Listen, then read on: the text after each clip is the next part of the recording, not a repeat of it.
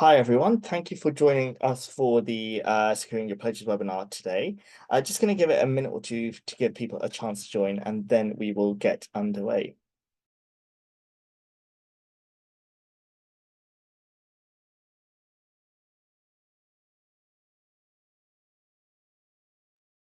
I don't know about you, Sahil, but I Mm. tend to sort of fill the tumbleweed moment at the start of a webinar. I don't know if you do that at your end. We have Um, um, we have a fortnightly get together with all of the staff, and we all sort of look at each other for about a couple of minutes, and then at the start of the session, we're sort of watching the numbers go up as people are yeah, joining, and I'm We need here to chatting start about adding the some music or weather, something. yeah, bit of yeah. mood music, talking about what the dog's doing, what the cats are doing, all that sort of stuff. But That's obviously, it's a hot one today, so we can always talk about the weather. yeah. That's a good point. That's what we'll do in the future for our webinars to fill up this dead time. But I think we can get underway now, but that's a good suggestion for future. So yeah, thanks everyone for joining us for the Securing Your Pledges webinar today. I'm Sahil, I'm the Key Partnerships Manager, and Beth, our Marketing Comms Manager, is on the call, and also Audrey from the British Liver Trust has kindly joined us today for the charity's perspective on securing pledges for the Christmas challenge. So just a bit of housekeeping before we get started. So you may have the chat, you can see the chat screen on your right-hand side of your Zoom panel. Please set your chat reply to everyone so everyone can see what you're saying. So it's a good opportunity to introduce yourselves here. You can use the chat to share ideas and network as well. If you have any tech issues, please post them in the chat function and we'll try and pick them up. If you have any questions for the Q&A portion of the webinar, please put them in the Q&A box at the bottom of your Zoom panel. And that's where we pick them up. Try not to put them in the chat box because sometimes we can lose track of them. So do try and use the Q&A box. Accessibility, there is closed captioning on the Zoom call. So if you click on the More button, there should be an option to turn on captioning if you do need that service. And as ever, we are recording this webinar, so it will be posted on our YouTube channel afterwards, so you can watch it back or share it with colleagues. If you have any questions after this session, please contact us at hello@biggift.org, and we will be happy to answer any questions that you may have. So in this session, we will just go through the pledge process. There's some data about pledges from the previous campaign, some information about securing your pledges, and then we'll hand over to the British Liver Trust to just go into a case study of what they've done to secure pledges in the past, and then we'll throw it up to the questions that you may have for us. So I'm going to hand over to Beth now. Thanks, Sahil. And yeah, already seen a few people joining us on this hot day, so thank you for that. So I'm going to just go through a bit about the pledge process. But before we do that, it's really important to understand some of the key terms I'm going to be mentioning. So the first thing on the left-hand side here is the match funding pot, and arguably the most important thing in this session. So your match funding pot for the Christmas challenge is made up of two key sources. The first is pledges. So when we refer to a pledge, this can be anyone in your network, whether that be a trustee, a foundation, a trust, etc. And these pledges are willing to commit match funds to support your charity in your Christmas challenge campaign. So if they commit any funds as pledges as part of your campaign, these count as promises of funding which can be unlocked by your charity through any online donations you raise during that Christmas challenge campaign week in December. An important thing to remember here is that any pledges that you source are managed by your charity. When I refer to champions, these are Big Gives champion match funders. So these can include, again, foundations, high net worth individuals, companies, and so on. And charities can unlock any champion match funds that they've been allocated again, through any online donations that they raise during that campaign week in December. And the important thing to note here is that champions are sourced and managed by The Big Give. And I would encourage you to have a look at our Christmas Challenge webpage if you haven't already, as we have a list of some of the champions joining us this year, and a few more to be added to that as well. And then finally, online donations. This is anything you raise in online donations during that campaign week in December. So any online donations that you raise can come from either individuals or organizations wanting to donate to you, and anything that you raise during this week will unlock the available match funds that you have available. Next slide, please, Sahil. Thank you. So we're currently on this stage 1 application phase, and the application deadline is the Friday, 5th of July. But once you've submitted your application, you've moved straight onto this next stage, which we call our pledge collection stage. And the current deadline for pledge collection is the 30th of August. So the important thing here is that you need to raise a minimum of £1,000 in pledges to be eligible to receive champion funding from one of Big Give's champion partners. The individual pledge amount can be a minimum of £100. So you could have 10 pledges, each pledging £100 to get you to that £1,000 target. There's no minimum or maximum amount of pledges that you could have. So you could have one pledger, you could have 100. Maybe 100 might be a bit hard to manage, so I wouldn't recommend that. But again, there's no set amount of pledges that you're required to have. Your pledge forms need to be submitted by that either 1 or 10 pledges by the August 30th deadline, and they can't be funds that you've already secured. And by that, we mean that funds that you have already been paid, essentially. So if you're currently in talks with a grant funder or a foundation, etc., and they want to commit funds to you, that's great. Maybe you can have a chat with them to discuss whether they can allocate that funding to you after the Christmas Challenge campaign has ended, and then you would be able to use that funding as pledges. But if they've already paid it to you, or they're due to pay it to you before the Christmas Challenge campaign starts, you wouldn't be able to use that as a pledge for your campaign.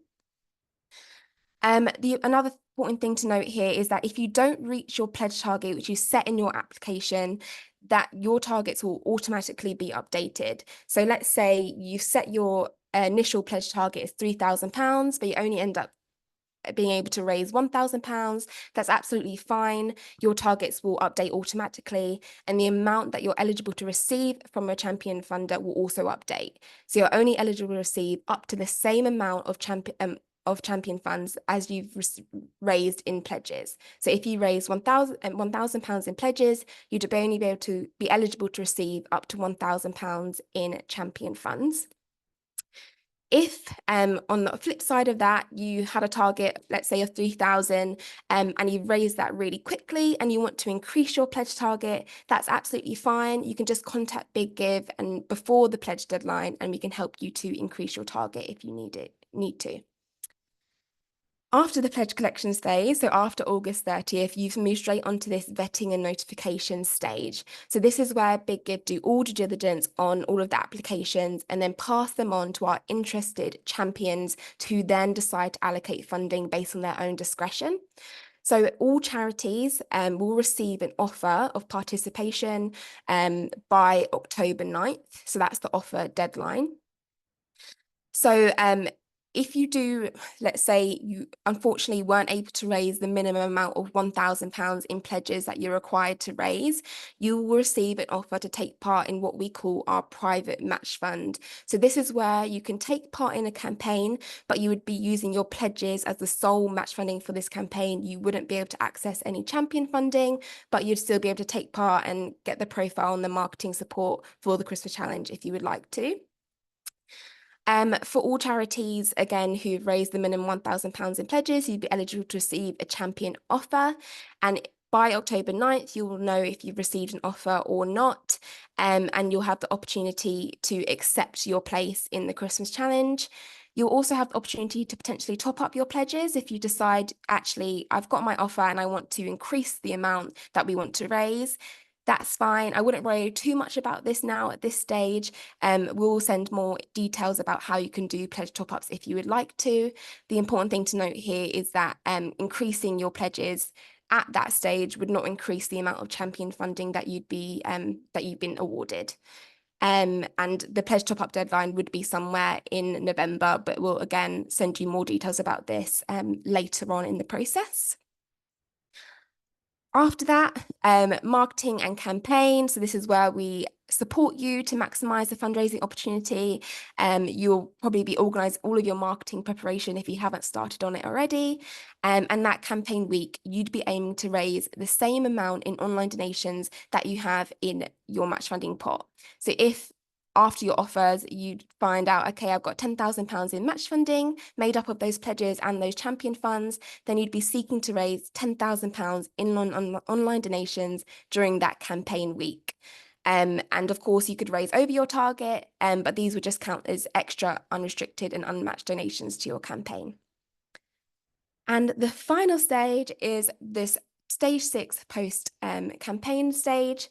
So as I mentioned initially, pledges are sourced and managed by your charity, which means that pledges are paid directly to you after the campaign has ended. And your pledges can pay you by any method convenient to them, whether that's BACS, that's CAF, through your online donation system, that's absolutely fine. The important thing here is that in order for your champion funds to be paid out, we need to ensure that your pledges have been paid to you within the required time and within our process. So we require you to upload a proof of payment to the Big Give portal so we can do due diligence checks on all of the pledge payments and make sure that they've been paid correctly. And then once we've approved those pledge payments, that's when your champion funds will be paid out. And it's important to note here, even if you don't have champion funds and you took part in our private match fund, we would still require you to do this part of the process just so we can complete our due diligence checks and you can take part in future campaigns. And at this stage, if for any reason you've had issues with your pledges or they've not paid you by the deadline, anything like that, you can get in touch with us and we'd be very happy to have like a more in-depth discussion at the time. But again, we'll send you all of this information about post-campaign information a lot later down in the process, but it's just good to kind of know the process at this stage. I think that's it. So I'll pass on to Sahil, but if you do have any questions, please do pop them in the Q&A box. I'm happy to answer them at the end. Thank you, Beth. Yeah, so we just wanted to clarify some points and some data about collecting pledges, but also about the campaign as well. So often, first of all, we get the impression or the sort of feedback from charities, not feedback, but impression from charities that the Christmas challenge is only for big charities, but actually the median income of charities last year was around £500,000, and 2/3 of charities are what we would classify as small to medium-sized charities. So small charities we can take part and can leverage some of those major donors as pledges for the Christmas challenge. And we do have some great studies on our website from small charities about how they've managed to secure pledges. So please do have a look at them, and they can provide a source of inspiration. There was a 4% increase in the amount of pledges raised by charities compared to last year compared to 2022. And the average total pledge amount came to 7,470. So that is the total amount of pledges secured by charities, not the individual pledge amount. So yeah, that gives you an idea that roughly the average target for charities was around £28,000 in total, the total campaign target. The average pledge amount was about £1,730. Again, we really suggest that charities try and approach those major donors, businesses, could be trustees, trusts and foundations as a source of pledge. They're the best sort of avenues to sort of start exploring first as potential pledges. 41% of pledges last year were from supporters, so that would be mostly those major donors, and 13% were from charity trustees. So yeah, charity trustees can absolutely be pledges for your campaign. Obviously, they will be pledging in a personal capacity. And then yeah, 17% of pledges were from companies or trusts and foundations. So that gives you an idea of like the board makeup and of where pledges are coming from. And last year, of the charities that raised a minimum £1,000 in pledges, 93% received an offer of champion funding. I've been at the Big Give for 5 years now, and that is the highest percentage of offers that we have managed to secure for charities. So we in the ideal world, we'd like to offer 100%, but we are slowly edging towards that. And yeah, across the campaign, there were over 5,000 pledges. So also to bear in mind, in the post-campaign period where you have uploaded pledges, please do bear with us. We have to check around 5,000 pledge proofs, and tick them off. So it does take us some time, and which also affects how quickly we can get the champion funds out to you. But yeah, please do bear with us in that post-campaign period. Yeah, and how to secure your pledges, as Beth mentioned, deadline is Friday, 30th of August. Log into your Big Give account, click on Big Give campaigns. Once you've submitted your stage 1 Christmas challenge application, you will be automatically moved onto the collect pledges stage. We do advise charities to submit their applications as soon as possible, so you have more time to secure your pledges. So please do not leave it to the last day or the last minute to submit your application. Try and do it this week if possible. And it also, on the last day, we do get a lot of queries. So we are a small team. So if you submit your application as soon as possible and you have any questions, it gives us more time to get back to you. So yeah, that's another point to consider. Yeah, once you're on the collect pledges stage, you'll be able to access the unique link for your pledge form. Please share that link with any of your prospective pledges, and they just need to submit it by the 30th of August deadline. The pledge form is a very simple form. It just asks them who they are and how much they're pledging to your campaign. As we mentioned, they're not transferring any funds at that stage or providing any further details. Yeah, if you need any help, if you click on support within your account area and click on Christmas Challenge, there is a resource for pledges, but also you can contact us at hello@biggive.org. I'm now going to hand over to Audrey from British Liver Trust, who just has a bit of a case study on what they've done to secure pledges in the past. So yeah, Audrey, if you'd like to come online and share your thoughts. Thank you. Thanks, Sahil. Thanks, Beth. So just a little bit about our charity and our sort of history, which you can see on the screen with the Big Give. So I've been at the British Liver Trust for 12 years, coming up now, and we had a new chief exec in 2019. So you can see the correlation. In 2019 was the first year that we did the Big Give. Prior to that, I had been aware of the campaign. Obviously, everybody kind of sees it every Christmas, but I'd always thought, that's not for us. We haven't got major donors. We're not going to be able to do that. I haven't got time to think about it. I haven't got time to really learn about it at all. And I just need to get on and raise the money.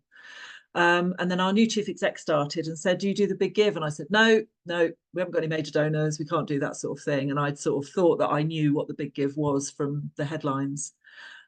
She said, well, we've done it. We did it at my previous charity. And the secret is to start small. So from our perspective, I mean, it may be different if you've got, really serious major donors with more money, you could start big. But her advice was to start small. So you can see on the left-hand side of your screen that we started literally in 2019 with £5,000 in pledges. And that was one donor, one pledge, £5,000. And it really just sort of opened my eyes to the campaign that actually it is why wouldn't we do it? It's an opportunity for people to see that if they give us £10, it's worth 20. That's a fantastic marketing opportunity and a really great engagement tool. So having been convinced with that one pledge in 2019, and you can see what happened, we got our full champion funding. We were absolutely thrilled when we heard about that. So suddenly we got 10,000 in the pot rather than the 5. And we overachieved. We made 11,132. So from 2019 onwards, I was hooked, really, straight in. And as I say, it's kind of a no-brainer, but it's not a no-brainer because you really need a brain to understand the process of Big Give. And I think, Beth, am I right in saying, is that your voice on the video? Because I really recognize your voice. Do you talk over the Big Give video, the explanation? I'm not sure. I think it is a voice actor, but maybe I chose someone that was It's got, similar anyway, to me. it's got a very, very clear voice which explains it, and it has the things going into the jar. The old video had the things going into the jar, and then it shows it coming out of the jar. And I had to watch that about 3 or 4 times to really get my head around it. And I noticed on the Facebook fundraising chat, there's always loads of questions about Big Give. How does it work? Who does it? Is it for big charities? And I think the secret is to go and watch that video a few times and try and get your trustees to watch that video a few times to sort of really understand it, because the concept is fantastic, but the process can kind of put people off, I think. So if you can get your head around the process, and as fundraisers, that's our responsibility to think, how am I going to get that money in, and how is it going to work for the organisation? And then all the donors have to think about is, I've got to either write it online or send it after the appeal. That's all they need to worry about. It's kind of simple for them, but it's complex for us. So someone's just asked for the video, and I'm sure Beth and Sahil will get onto that, but it's on the Big Give website. Absolutely go and have a look at that. So we then cut to 2020. For the first 3 years, for 19, 20 and 21, we asked for core funding focused around our helpline for patients and families. And it's obviously a good ask because it was a great way to engage people. But once we came to the sort of 4th year of Big Give, we had to think, are we going to go for the same thing again? Because we didn't want to have, you know, appeal fatigue of asking for the same support over and over again from our supporters. So by the time we were sort of building up and into 2022, we actually did that one as a capital appeal. We have a mobile unit which goes around the country providing free liver health screening and scanning. And we needed to, oh, thank you, Beth. Beth's put the link in the video. We needed to replace our mobile unit. In 2017, I think we bought the unit originally, and we had it funded by a major donor. It was one gift, and it was a major donor that bought it. But that person wasn't able to support it and buy us a new one the second time around, or reconditioned, I should say. It's not new. So in 2022, we thought, let's use Big Give as our capital appeal. And we were able to demonstrate, we got 2 other grants towards the unit, which was going to cost us about £70,000. And we were then able to say that our Big Give contribution would go towards buying that new unit. And it meant that our supporters could see something tangible for that year's appeal, which seemed to work really well and resonate. We were disappointed that year not to get champion funding. And I take Sahil's point about the 93%. And again, thinking about the Facebook fundraising chat, there's always a lot of people on there saying, oh, why haven't I got champion funding? Why haven't I got it? But I think don't take it personally. I just feel like there's so many charities and so many fantastic campaigns, and it's not 100%. It's not a given that you're going to get champion funding. So please don't feel, personally offended or affected if you don't get it. We were a bit like, oh, we didn't get it this year, but you carry on, you do the campaign, you've still got that matched funding, you've still got that message for your supporters. And as you can see, we had a target of 15,000, and we just went over by £655, which is lovely. And I think generally you sort of feel like you could go further over, but people don't give through there. Once they see that you've hit the target, they sort of go to your website and carry on doing their normal donations. So I think it probably would have been higher that week. Cut to 2020, where are we? 22, 23. Oh, sorry, I jumped back to 21. We didn't get champion funding, but we did in 22. So we got half of our capital appeal champion funding, which was great.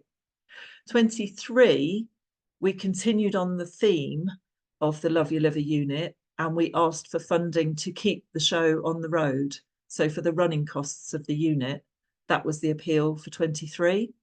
And we got full champion funding last year. So we were obviously thrilled with that.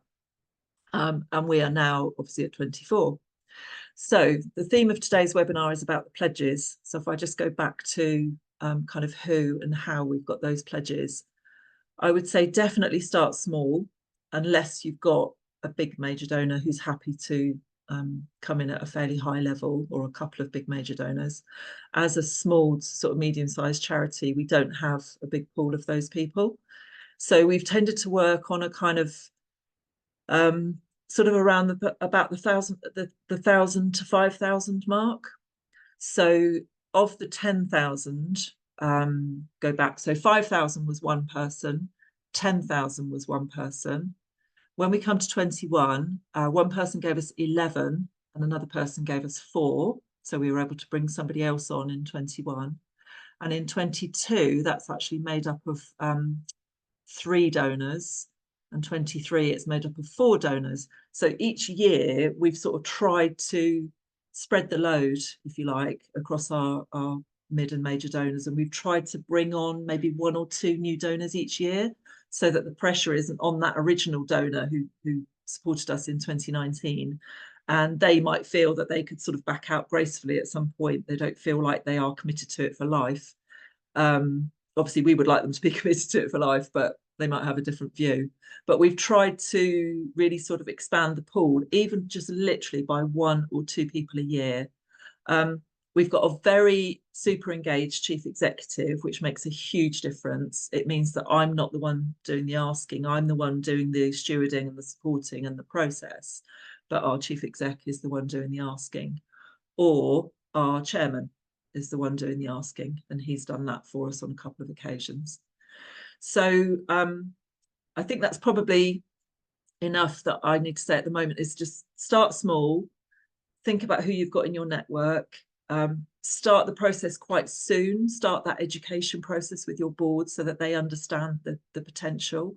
But don't be afraid to think, actually, if I've got, as Beth said, if you've got 3,000, that might be 3 donors at £1,000, which is amazing, but that's going to turn into 6. And then you might go over, so you might end up with 7.5, where, you know, if you hadn't done the campaign, you just wouldn't be in that position. So I think I'll stop talking now and see if there's any questions for any of us. Thank you. Thank you, Audrey. That was really great and really informative. So really thank you for sharing your knowledge with everyone today.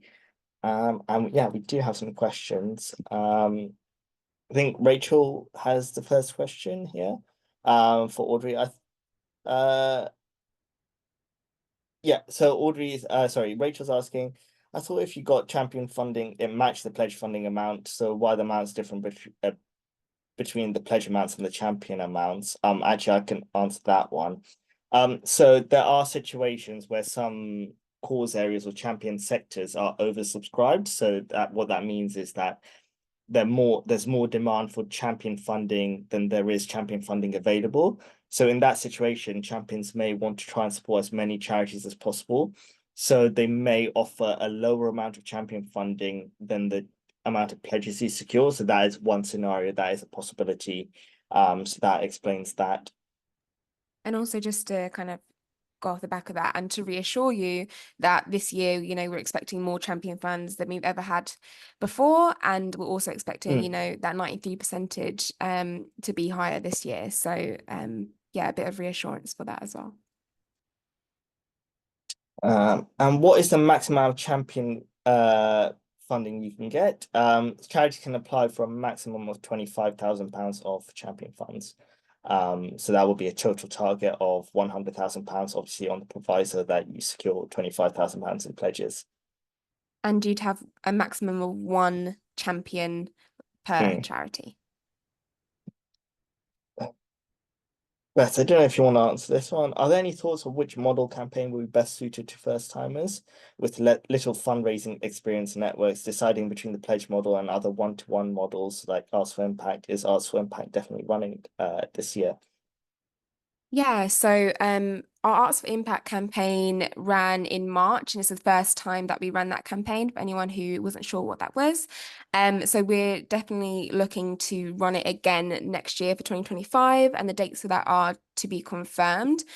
The thing about our different match funding models is that each of our campaigns can have different benefits, depending on what you're looking for and your kind of goals. I would definitely say that the 1-1 model campaigns, such as our Arts Impact campaign, are very well suited, particularly to smaller charities and small organisations, especially if you don't have any kind of major donors in your network. I think it's a great start to kind of understanding Big Give and also, you know, being able to focus solely on raising raising online donations rather than also raising part of that match funding pot. But what I would say about the Christmas Challenge is that it is our biggest campaign of the year. It's the UK's biggest match funding campaign, and almost all charities who take part receive donations from new supporters. It's a great way to raise your profile, raise your skills in digital fundraising as well, and also just get everyone together. I mean, Christmas is the biggest season for fundraising for charities across the board, I think. So I think it really just depends on what your main aim is. Of course, the goal is always to raise money, but if there's other aims, such as just increasing your digital fundraising skills or growing your social media, then I would definitely say the Christmas Challenge is still worth a shot, but maybe going for the lowest target, which is £4,000 altogether. Can I just jump in on that and support you on that, Beth? That I think what we've learned as a charity is that it's really helped to build and grow our relationship with our comms team. I feel really fortunate. We've got a great comms team and we work really well together. But this is the one time of the year where we have that absolute common goal. And in terms of the digital side of it, it's definitely built our skills in learning how to use social media to maximum effect. And it has definitely brought on some of our mid-level donors, and it's sort of almost got them into a routine of giving to that campaign each year. So they then, you know, they might not respond to a spring appeal. We only do 2 appeals, but they might not respond to spring. But we would absolutely expect them to respond to this because it's such a great ask. So I would support that if you're a small charity. Yeah, great. So we have a question, just bring it up, from Anna. Do you have to match the pledges and champion funds with online donations? What happens if you get less in online donations? That is a great question. And actually, let me try and share the screen again so we can talk through this. So if we go back to the example here, yeah, so this charity's got £5,000 in pledges and then £5,000 in champion funds, which is a total amount of £10,000 of match funds. To unlock these match funds from the pledges and champion funds, the charity needs to raise the online donations of £10,000. Donations are first matched by the pledges, and once the pledges are used up, then the donations are matched by the champion funds. So in this example, the first donations up to £5,000 are matched by the pledges once they've been used up. The next set of donations up to £5,000 are matched by the champion funds. If the charity doesn't hit their own online donation target, whatever they raise will still be matched. It's just a question of if they've used up the pledges to access the champion funds. So if the charity raises £7,500 in online donations, they would access all of the pledge funds, and they would access £2,500 from the champion funds here. If in the scenario the charity raises £3,000 in online donations, they would get £3,000 in pledges. So the charity would need to inform the pledgers that they're only liable to pay a prorated amount of their pledge up to £3,000, and they wouldn't access the champion funds at all. So it's just a really question of when you're going into the campaign, making sure that you use up the pledge funds to access the champion funds. And that's also important when you're considering your target, because obviously you don't want to go too high in a position where you get loads of pledges in and you get all of the champion funds awarded to you, but then actually when it comes to the campaign week, that actually you can't get the donations to then start accessing all of those pledges and champion funds. So that's just something to consider when you're setting your target. Thanks, Sahil, really helpful. A question here, maybe Audrey, you could answer. Any thoughts on initial messaging when speaking to potential pledges that their funding might not be matched fully by a champion? Yeah, I find we don't really talk to our pledgers about champion funding. I don't. Yeah, I'm not sure that that's a overly helpful conversation. I feel like the ask for our pledgers is that their money will be matched by our existing supporters. So if one of our trustees gives us £3,000, I would say to, I'm not saying it, but the chief exec would say, your £3,000 is going to go to a public campaign, and then during that week, all of our other supporters will match 3,000. We don't really get into the champion conversation with our pledgers. I mean, it might be something if you've got if they've been, with the campaign for a couple of years, and you can have those kind of conversations with them. But I find once you start getting into processes and technicalities, it can sort of lose people. They just want to know, like, when do you want me to give and why? And I'll just share with you, not to be shared outside the room, but one of our pledgers who has pledged for a number of years, still last year tried to give me the money in August. And I said, no, I don't want the money in August. I want the money in December. That's fine. So much so that we had to do a refund because it had been given. And we said, we've got a massive donation. What's going on? I said, no, we have to give it back. So the understanding, because we're living and breathing it, we've got, we will have, if you haven't done campaign before, but you will, we've got, and certainly Sahil and Beth, the way that you put it across, you're just so relaxed. It's all champions and pledges and jargon, but it's for our donors, I feel like it's sort of too much. Does that help? That helps a lot, yeah. And I think you're absolutely right about like trying to keep things as simple as possible in the messaging. Likewise, when you're going in the campaign week, when you're speaking to donors, they don't need to know about pledges or champions. They just need to know, make a donation and it's doubled. So yeah, keep the messaging as simple as possible, as Audrey says. Another question for you, actually, Audrey, is from Imogen. Do you have any advice about how best to approach supporters to become pledgers? Would you put this out as a post on LinkedIn? They have very limited corporate supporters and major donors already in our database, so proves a little bit tricky to secure these. Yeah, I don't know about putting out a post on LinkedIn. Might try that. You never know. You might hit lucky, mightn't you? But there's no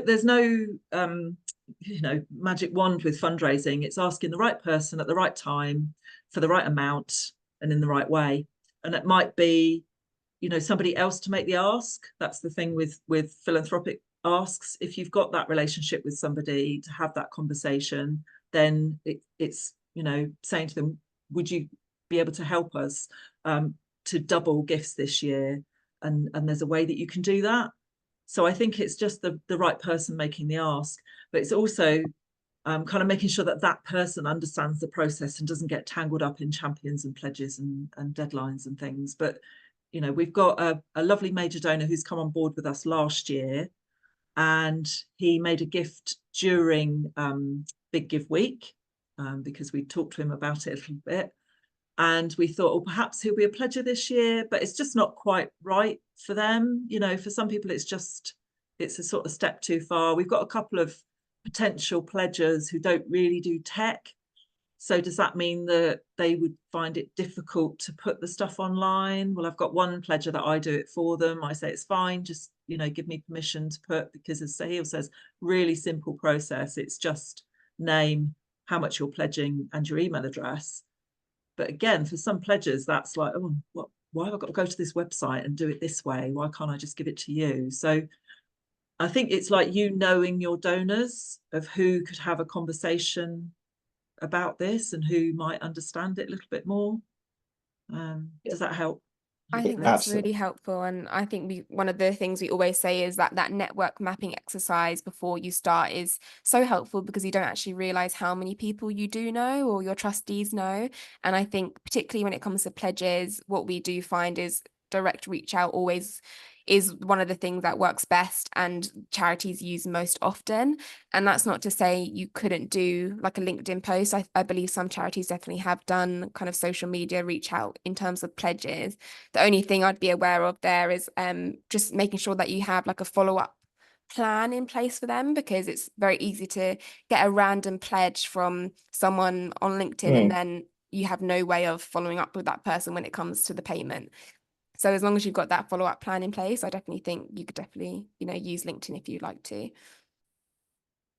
Oh, there was a question from Leah a bit further up. Has that been answered about the projects, the certain specific project? Can you be general and then choose the right project to go with the champion and online campaign? Yeah, and what the thing we would always say is, first of all, charities can sort of apply for unrestricted funding or restricted like a project funding. So you can apply for core costs and capital costs if you want to. We would always say apply for funding that you need. Don't try and sort of fit something in just because you think a champion may like it or not. Just apply for the funding you need. it comes across as more natural in your application. It's easier to convey what the need is, the impact, etc.